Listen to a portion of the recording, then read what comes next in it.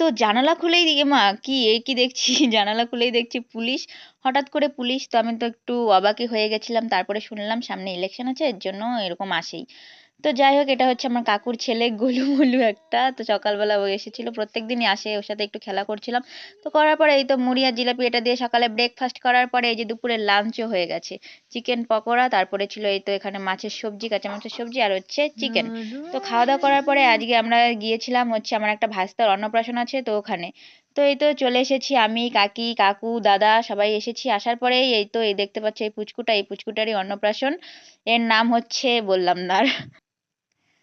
তো যাই হোক, ওর সাথে তো একটু কোলে নিয়ে নিয়ে আদর ঠাদর করে নিয়ে আমরা খেতে বসে পড়েছি। এই তো খাওয়া দাওয়া হয়ে গেছে, আর এই যে লাস্টে দিয়ে দিয়েছে চাটনি আর পাঁপড়। এটার মানে কি বলবো, এটা টেস্টি একদম সবার থেকে আলাদা। আমার তো সব থেকে চাটনি আর পাঁপড় খেতে দারুণ লাগে যে কোনো অনুষ্ঠানে। তো আজকের মতন ব্লগটা এইটুকুই।